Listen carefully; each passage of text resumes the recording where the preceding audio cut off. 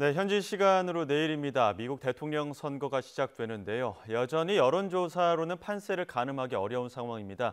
김열수 한국군사문제연구원 안보전략실장과 미 대선 이야기 자세히 나눠보겠습니다. 어서 오십시오. 네, 안녕하세요.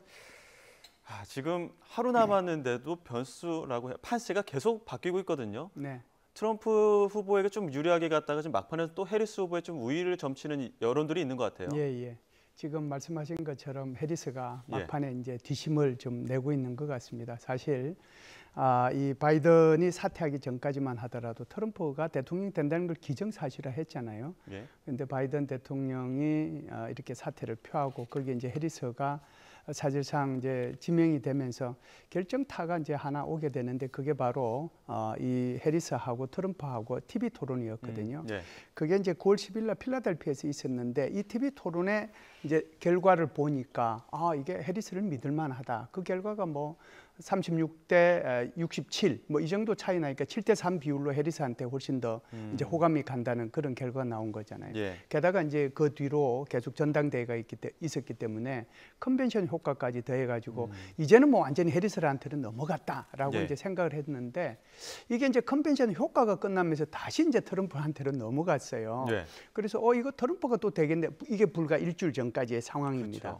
그런데 지금 요 불과 일주일 사이에 다시 이제 해리스가 뒷심을 발휘를 해가지고 그제 이제 ABC 뉴스하고 입소스에서 발표한 걸 보면 지금 전국구로 봐서는 해리스가 전국적으로 봤을 때 해리스가 한 49, 트럼프가 한 46, 그래서 한 3%포인트 차로 지금 해리스가 우세한 걸로 이렇게 발표가 됐는데 이것은 이제 전국적인 단위고 결국은 다시 이제 경합주로 들어가서 세부적으로 좀 따지는 봐야지요. 이게 또 경합주로 들어가서 세부적으로 그러니까 결국엔 경합주 싸움이니까. 그렇죠. 경합주 7곳 중에 그래도 4곳에서 해리스 후보가 앞선다는 결과가 나와서 또 우위를 점치는 쪽이 많은 것 같더라고요. 네, 이게 이제 어떤 얘기냐면 총 이제 538명의 선거인단 중에서 270명을 누가 이제 확보하느냐의 문제잖아요.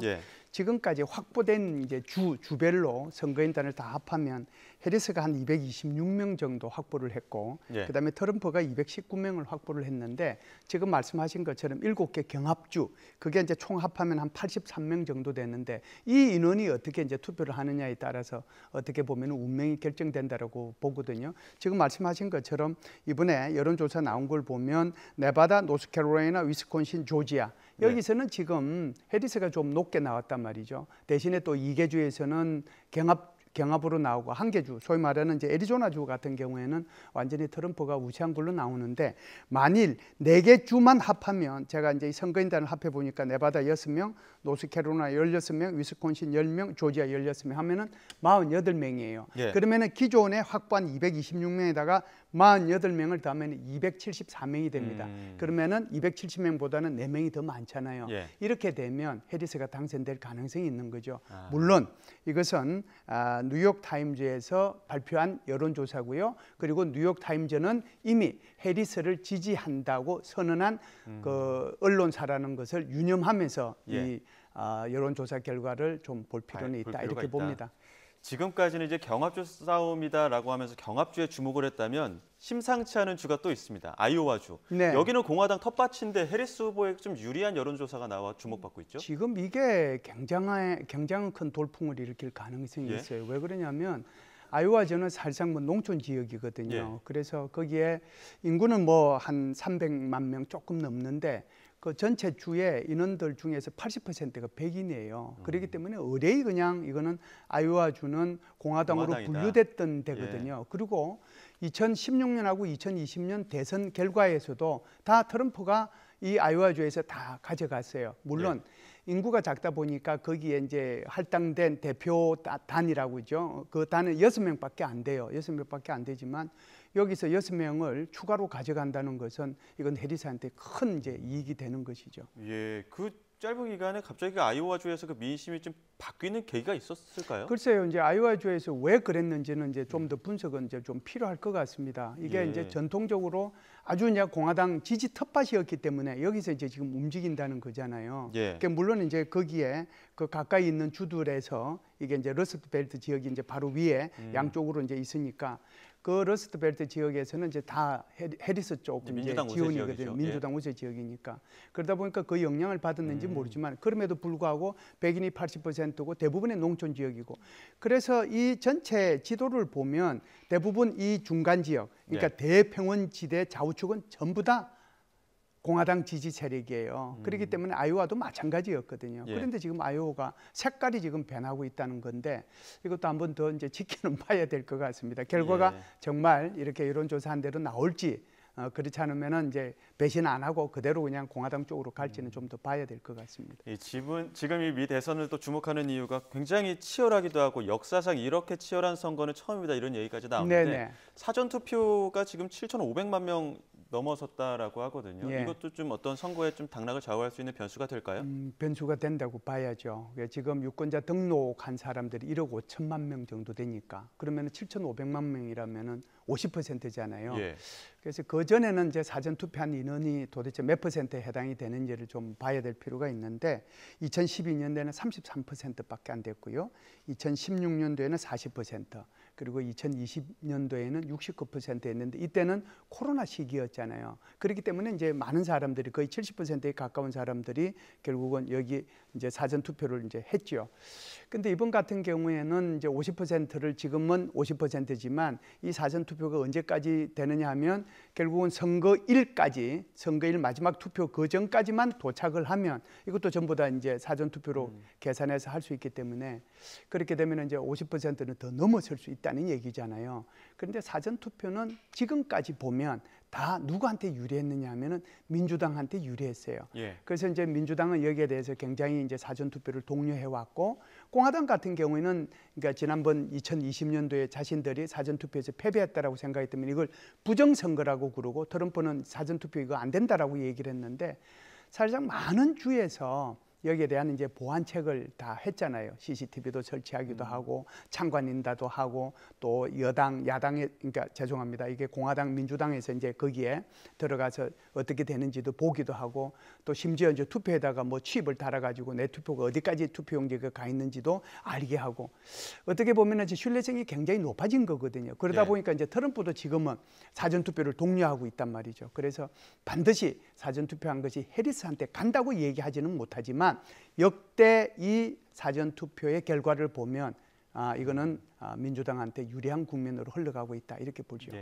이제 마지막으로 그 박빙구도 그 안개 속에 숨어 있는 마지막 그 숨은 표심 어디로 갈지가 굉장히 많이 주목을 받았었는데 백인 여성 유권자 표심에 그 마지막 변수가 달려 있다 이런 이야기가 나오더라고요. 네, 백인 여성들 같은 경우에는 이제 미국 유권자 수의 한 30% 정도 되니까 어떻게 보면 가장 큰 집단이라고 볼 수가 있죠. 그런데 2016년도에는 이제 공화당을 이제 지지를 했고 2020년도에도 공화당을 지지했어요. 그러니까 쉽게 얘기하면 백인 지지층들이 백인 여성들이 대부분 이제 2016년과 2020년도에 다 트럼프를 어떻게 보면 지지한 거잖아요. 그런데 지금은 이제 좀 변심이 일어나고 있다라고 볼 수가 있는데요.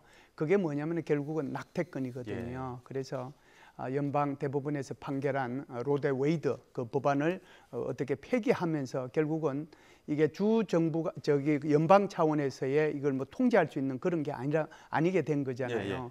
그러다 보니까 생식권이 자기 스스로 결정할 수 있는 것을 넘어선다는 거죠. 그런데 지금 민주당에서는 계속 이거 자기가 그 결정권을 가져야 된다라고 하는 거고 공화당은 생명권을 더 존중하기 때문에 안 된다고 얘기하는 거거든요.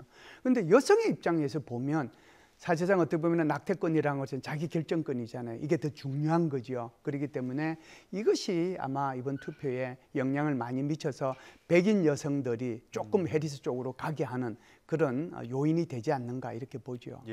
이제 내일이면 투표가 시작이 될 텐데 우리나라의 경우에는 하룻밤 정도 지나면 개표 결과 나오지 않습니까? 그렇죠. 미국의 경우에는 굉장히 오랫동안 기다려야 되죠. 네, 우리나라 같은 경우에는 1인 1표고 그 표의 이제 결과에 따라서 승부가 결정이 되는 거잖아요.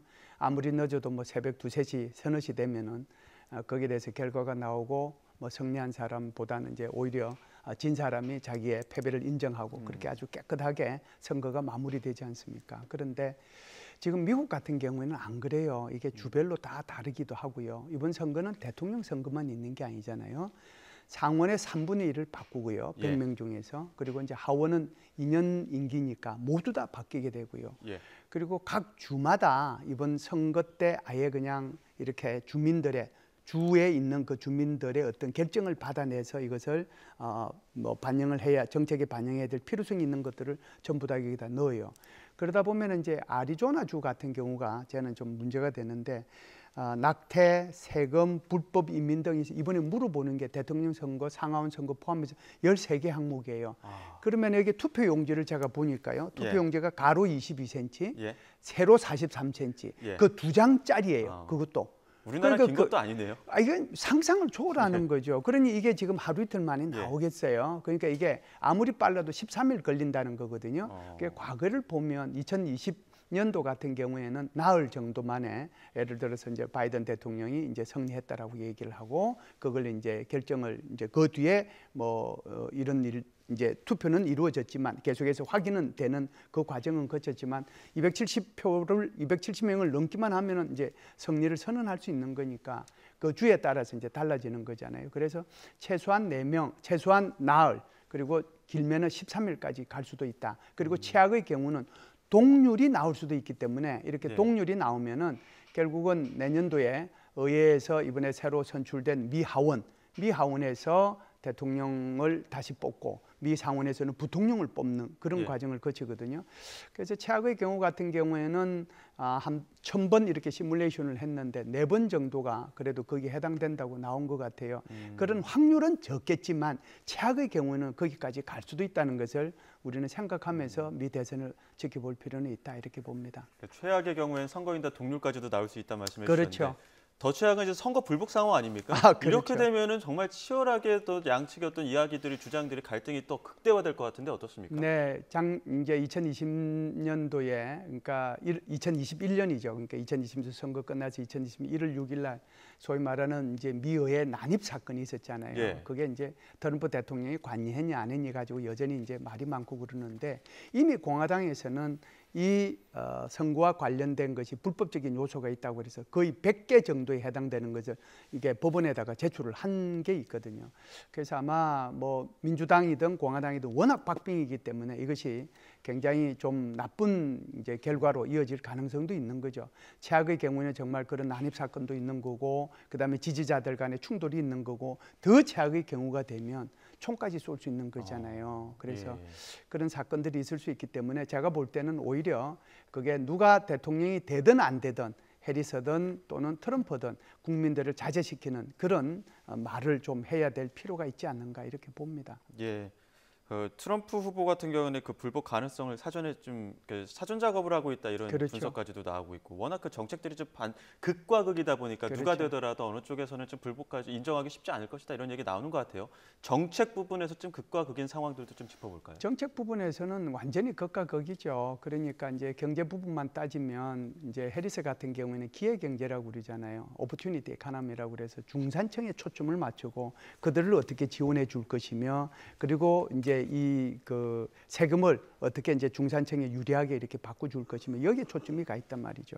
그런데 이 트럼프 같은 경우는 어디에 초점이 갈지면은 이게 소위 말해서 제조업의 부흥, 부활 여기에 초점이 가 있다잖아요. 그러니까 여기에서 좀 다르고 그다음에 이제 이 트럼프 같은 경우에는 법인세를 이제 낮추는 데 초점이 가 있고 해리스 같은 경우는 부자들한테 이게 법인세 더 거둬야 된다라고 하는데 그 법인세를 거둬 가지고 오히려 가난하고 소외된 사람한테 그 혜택을 줘야 된다라고 얘기하는 거거든요.